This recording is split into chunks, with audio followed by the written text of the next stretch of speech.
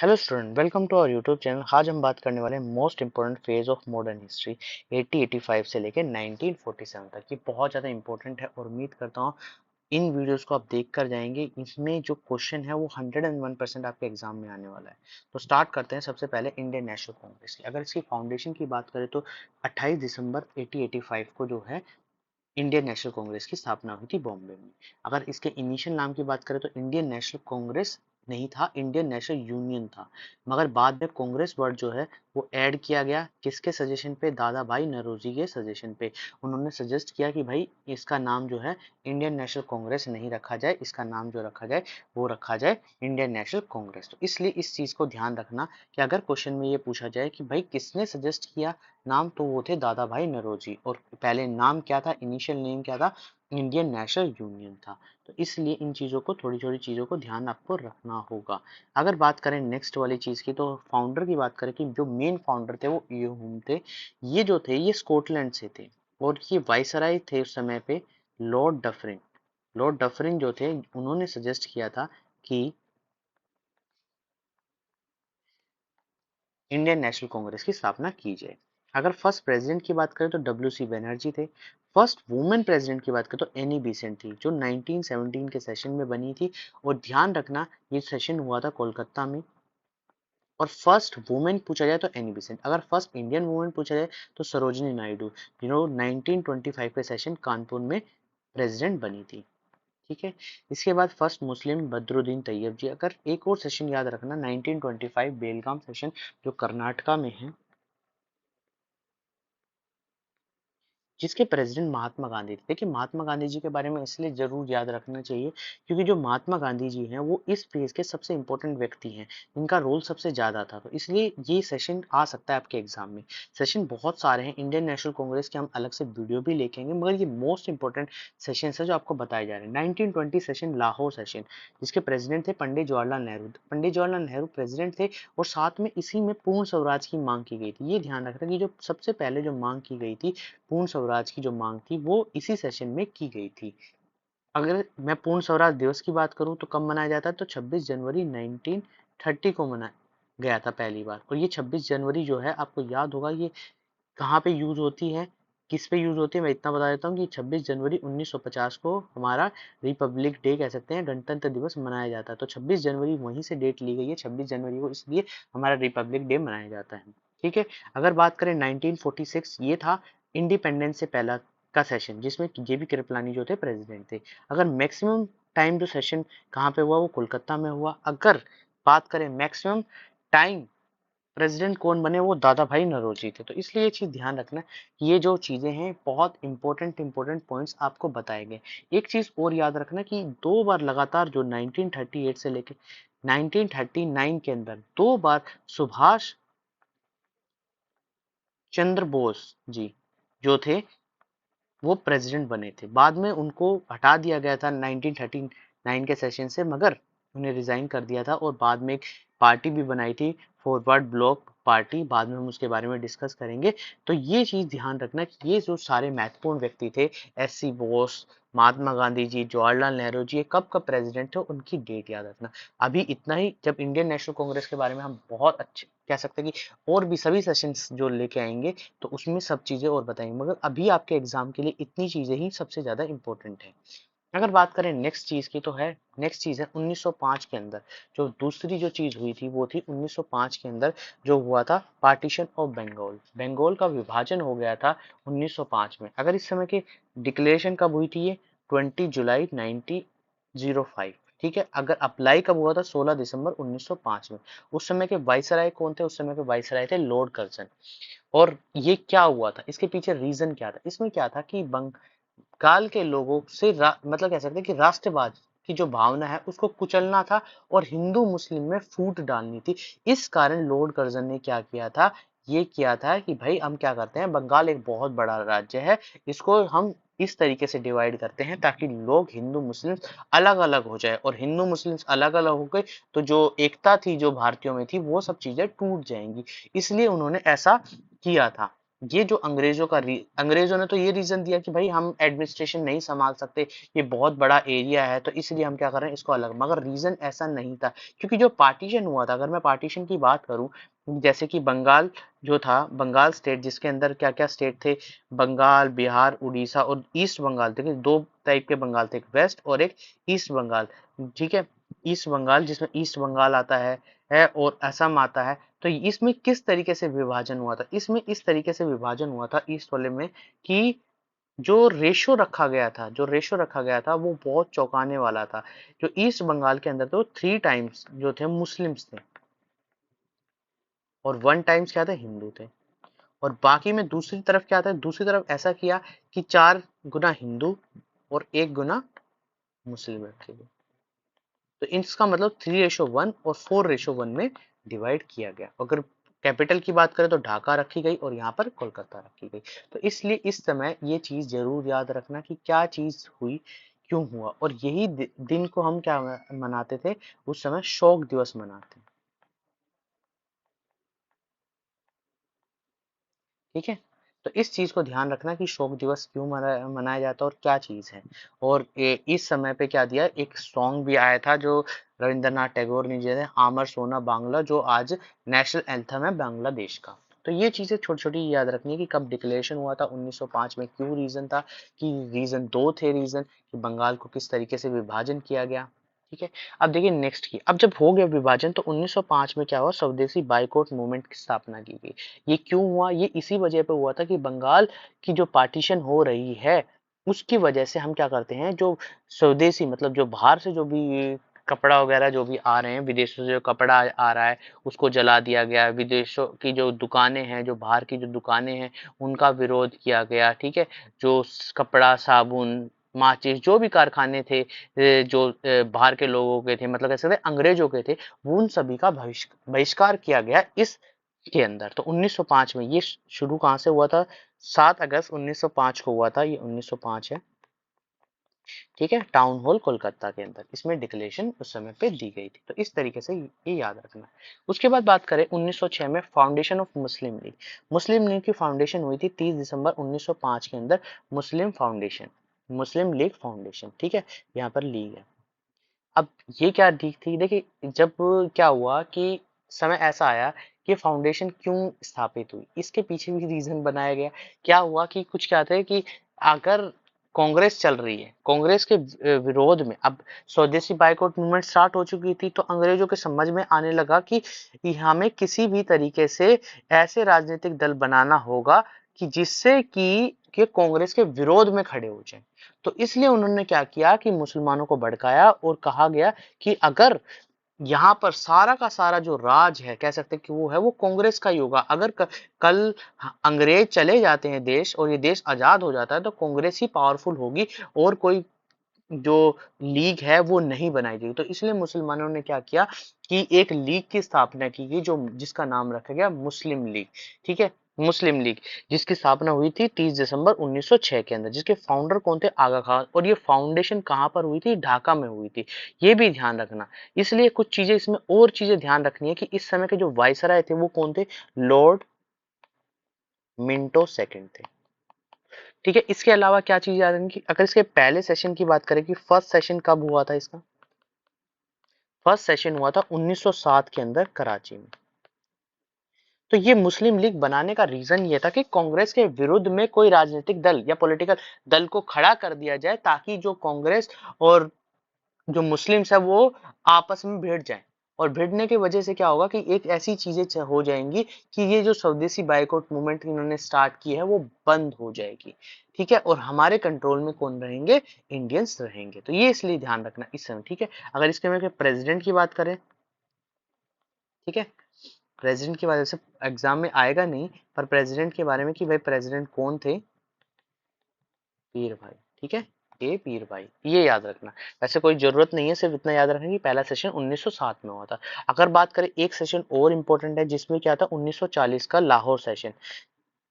ठीक है, जिसको मोहम्मद अली जिन्ना ने, ठीक है, प्रेसिडेंट किया था। तो उस समय क्या थी, सबसे पहले जो थी पाकिस्तान की मांग की गई थी, यहाँ पर मांग की गई थी कि पाकिस्तान को मांगो, पाकिस्तान अलग से बनाओ, तो ये सबसे पहले चीज दिया गया था। तो ये चीज ध्यान रखना कि दो सेशन याद रखने, मुस्लिम लीग के, और मुस्लिम लीग की स्थापना की हुई थी कांग्रेस के अगेंस्ट खड़े होने के लिए, ठीक है। और मुस्लिम लीग से क्या दो चीजें आई, एक कराची सेशन में, एक लाहौर सेशन में, जिसमें क्या हुई, पाकिस्तान की सबसे पहले मांग की गई थी, ठीक है। अब नेक्स्ट के बारे में बात करते हैं 1907 के अंदर।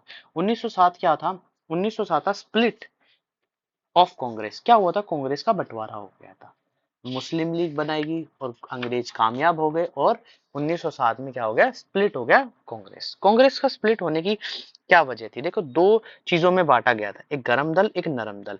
कि जो कांग्रेस था वो क्या थे, लिबरल थे और एक्सट्रीमेट थे, ठीक है, जिसमें हम लिखते हैं नरम दल, हिंदी में लिख लेते हैं, ठीक है, और गरम दल,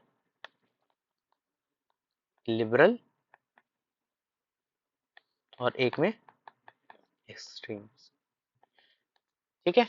तो यहाँ पर जो गरम दल थे वो चाहते थे कि जो इंडियन नेशनल कांग्रेस का सेशन हो नागपुर में हो, जो उनका क्षेत्र था, मगर नरम दल लोगों ने इंडियन नेशनल कांग्रेस का सेशन सूरत में करवाया था, जो उनका क्षेत्र था, जिससे विवाद बढ़ गया, और नरम दल लोगों ने प्रेसिडेंट भी अपने लोगों में से ही बना दिया। जो उस समय के जो प्रेसिडेंट बने थे वो राज बिहारी घोष बने थे।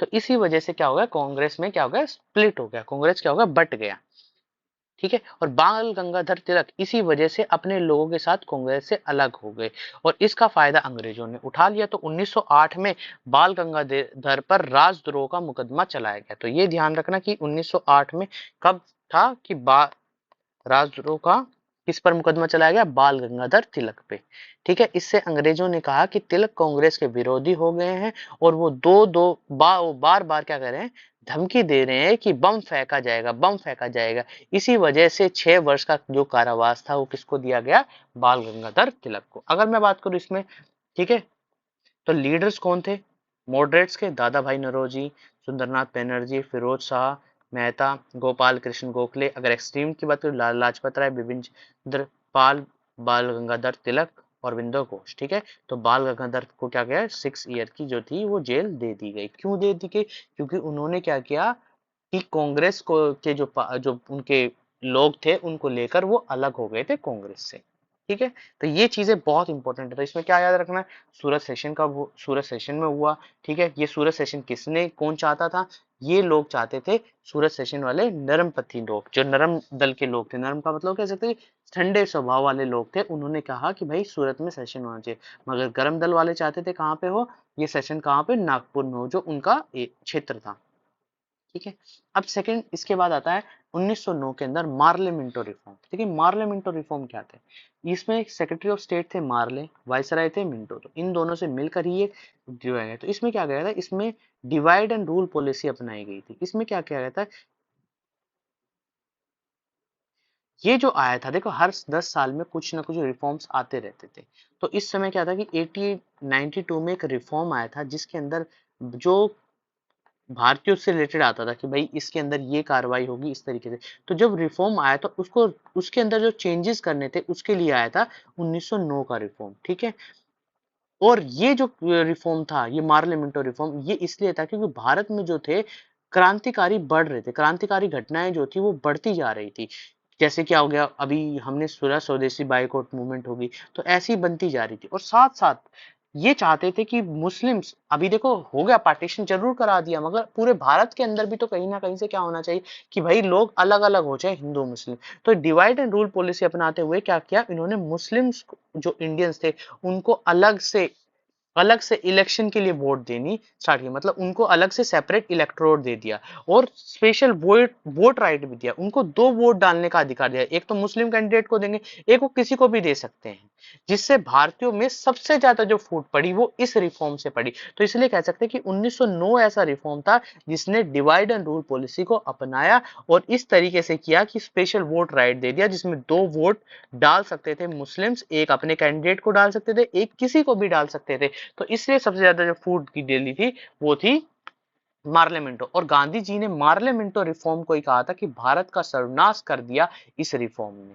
तो इसलिए ठीक है, इसलिए मार्लेमेंटो ने एक लेटर लिखा, और उसमें लिखा कि हम नाम के दांत को नाग मतलब कह सकते हैं कि नाग के जो दांत है, इस तरह की कोई कहावत लिखी कि हम जो बो रहे हैं उसका परिणाम बहुत ज्यादा खतरनाक होने वाला है, क्योंकि जो चीज हो रही है कि देखो कि मुस्लिम्स को अलग इलेक्ट्रो देने का मतलब हो गया कि हिंदुओं को कुछ नहीं दिया गया, तो हिंदू क्या है आपस में सोचने लगे कि भाई मुस्लिम्स को मैथ तो देनी ज्यादा है, लेकिन तो इसलिए ये चीज ऐसी की गई। तो ये याद रखना कि पार्लियामेंटों के सेक्रेटरी कौन थे जो आपके एग्जाम में आ सकते हैं, वाइसराय कौन थे, और ये क्यों हुआ था, डिवाइड एंड पॉलिसीज की, इसके अंदर क्या ऐसी चेंजेस थी, तो ये चीजें ध्यान आपको रखनी होगी।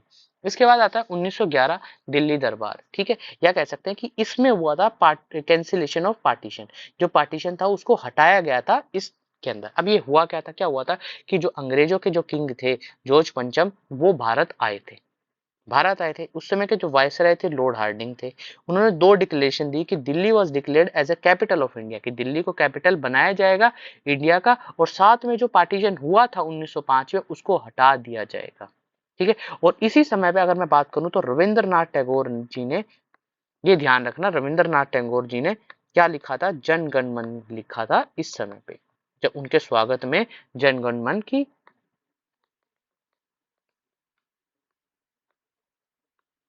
जनमन गण गाया गया था, ठीक है। तो इसलिए ये चीज याद रखना है। और इसी समय पे बॉम्बे में एक चीज और बनाई गई थी, अगर याद हो तो,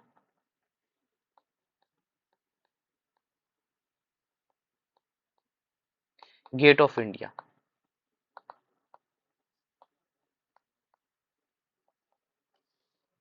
ठीक है। तो ये चीजें याद रखनी है आपको। इसके बाद क्या हुआ, जब आ गए, ठीक है, उसके बाद उन्होंने इतना खर्चा करा दिया कि भारत को क्या हुआ, इस समय पे पहुंचा दिया कि भाई अब तो सब चीजें खराब हो रही हैं। तो क्या हुआ 1912 के अंदर जो उस समय के वायसराय थे उन पर बॉम्ब कॉन्स्पिरेसी हुई। अब बॉम्ब को बॉम्ब गिराया गया, और किसने गिराया, राज बिहारी घोष ने। ये ध्यान रखना, बस इतना ही याद रखना, इसमें कुछ ऐसा नहीं याद रखना कि क्या किसने क्या, बस इतना याद रखना किसने गिराया था। उसके बाद आता है world war first. World war first जो हुआ था वो कुछ कंट्रीज के बीच में हुआ था, ठीक है। तो इस कंट्रीज में थी ब्रिटेन, फ्रांस, इटली, रशिया और जापान एक तरफ थी, और एक तरफ थी German, Australia, Hungary and Turkey, ठीक है। वैसे और भी कंट्रीज थी, मगर मेन मेन कंट्रीज ये थी, ठीक है। तो इस समय क्या हुआ कि अंग्रेजों को किसकी जरूरत थी, इंडियंस की जरूरत थी, इंडियंस की जरूरत थी। इंडियंस की जरूरत होने पर क्या हुआ कि उन्होंने, अब क्योंकि जब अंग्रेज लोग वर्ल्ड वॉर में पार्टिसिपेट करेंगे तो उनको आर्मी चाहिएगी, तो आर्मी कहाँ से, इंडियन से आ सकती थी, मगर साथ में उन्होंने किससे मांग की, इंडियन नेशनल कांग्रेस। तो इंडियन नेशनल कांग्रेस ने सोचा चलो हम मदद कर देते हैं, मगर उन्होंने दो डिमांड रखी। एक तो दिखा रखी होम रूल, और एक रखा लखनऊ पैक्ट, या कह सकते हैं पैक्ट, जिसके अंदर इंडियन कांग्रेस और मुस्लिम लीग को मिलाया जाए, जिसमें इंडियन नेशनल कांग्रेस और मुस्लिम लीग एक हो जाए, ठीक है। इसलिए क्या हुआ, इसी वजह पे अंग्रेज भारतीयों को ब्रिटिश सेना में भर्ती करने लगे थे, मगर भारतीय अंग्रेजों की सेना में भर्ती नहीं होना चाहते थे, नहीं होना चाहते। पर उस बाद में क्या हुआ, गांधी जी आए दक्षिण अफ्रीका से वापस लौटा, और उन्होंने भारतीयों को प्रोत्साहित किया कि भाई भारतीय जाकर अंग्रेजी सेना में हो, ताकि हमें क्या मिले, बाद में आजादी मिल सके। तो इस तरीके से काम किया गया। तो ये फर्स्ट वर्ल्ड वॉर इसलिए जरूरी है, क्या हुआ, ठीक है। उसके बाद आता है कि 1916 लखनऊ पैक्ट, ये भी एक बहुत इंपॉर्टेंट पैक्ट है, ठीक है। वर्ल्ड वॉर के स्टार्ट होते ही ब्रिटिशों ने नॉर्थ पार्ट में जो टर्की नाम की जगह थी, ठीक है, उसको टेक ओवर कर लिया, टेक ओवर कर लिया। अब टर्की को टेक ओवर करने का क्या नुकसान हुआ, टर्की को टेक ओवर करने से जो भारतीय मुसलमान थे वो नाराज हो गए अंग्रेजों से, ठीक है, और वो इंडियन नेशनल कांग्रेस के नजदीक आने लगे। अच्छा, ऐसा क्यों हुआ कि जो नाराज होने का रीजन था कि जो टर्की के जो कह सकते हैं कि जो राजा थे उनको खलीफा मानते थे मुस्लिम्स। तो इसी वजह से क्या हुआ, लखनऊ पैक्ट हुआ, जहां पर क्या हुआ, कांग्रेस और मुस्लिम लीग दोनों मिल गए, ठीक है। अब आगे बात करते हैं 1916 के अंदर, 1916 के अंदर होम रूल लीग की शुरुआत हुई। अब ये होम रूल लीग क्या है, होम रूल लीग क्या हुआ कि जून 1940 को 6 वर्ष के कारावास पूरा कर चुके थे तिलक, ठीक है। तो अप्रैल 1966 में बाल गंगाधर तिलक जी ने इस लीग की शुरुआत की गई थी, जिसका एम था to get the self rule under British empire. तो ये ध्यान रखना कि भाई ब्रिटिश एम्पायर के लिए अपना रूल चलाया जाए अंग्रेजों के उसमें। इसके साथ देने के लिए एक और लेडी आई जिनका नाम था एनी बीसेंट। एनी बीसेंट ने भी इंडियन पॉलिटिक्स ज्वाइन कर ली थी, और इसलिए क्या किया गया कि होम रूल लीग की उन्होंने शुरुआत की। कहाँ पे की थी? महाराष्ट्र, कर्नाटका, और जो मेन रीजन थे, वैसे तो पूरे भारत में हुआ था, मद्रास और तमिलनाडु के अंदर। ठीक है, इसमें क्या की सेल्फ रूल की जो मांग की गई थी उसके लिए दो न्यूज़पेपर का यूज किया गया था। वो दो न्यूज़पेपर क्या थे, कौन कौन से थे? एक था यंग इंडिया, एक था common we'll.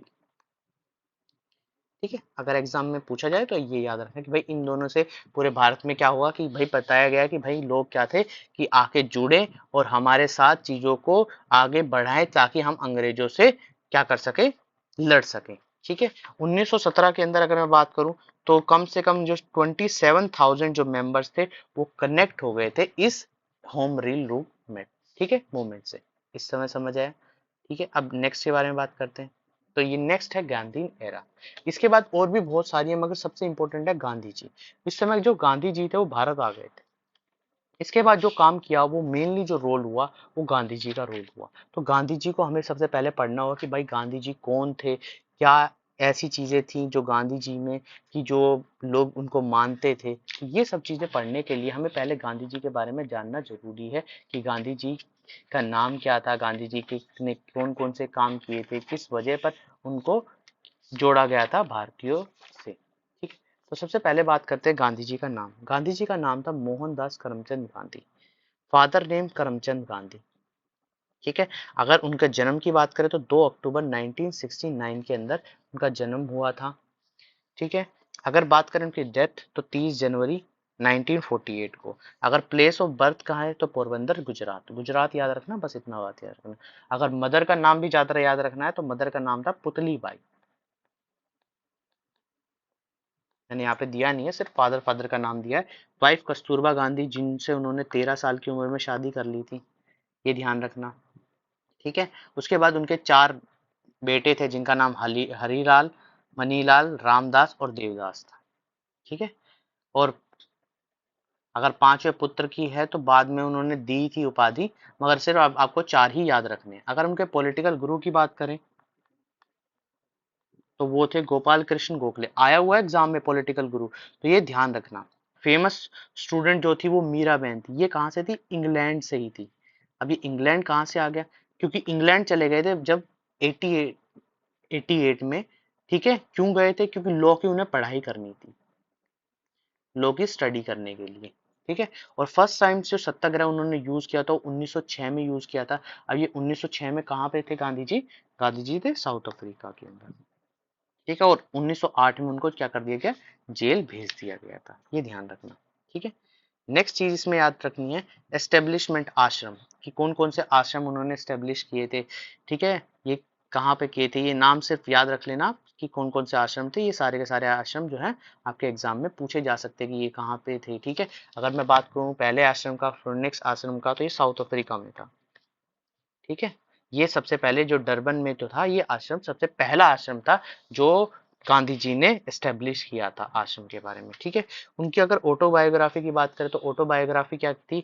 My experiment experiment with the truth. ये याद रखना कि उनकी ऑटोबायोग्राफी क्या थी, किस नाम से जानी जाती है। अगर फेमस बुक की बात करें तो my experiment with truth, Hind Swaraj, India of my dream और सत्याग्रह। ठीक है, इन साउथ अफ्रीका। ये सारी की सारी बुक्स हैं जो बहुत ज़्यादा इंपॉर्टेंट थी, जो याद रखी गई। ठीक है, तो आज के लिए इतना ही। इससे रिलेटेड कुछ और भी चीज़ें हम बाद में पढ़ेंगे। ठीक है, उम्मीद करता हूँ आपको चीज़ें समझ आई होंगी। आज पहले इतना पढ़िए जाके, उसके बाद हम आगे भी कुछ इंपॉर्टेंट बातें करेंगे गांधी जी के बारे में भी और गांधी जी के सत्याग्रह के बारे में भी। ठीक है, वीडियो पसंद आए तो चैनल को लाइक करें, शेयर करें, सब्सक्राइब करें। Thank you.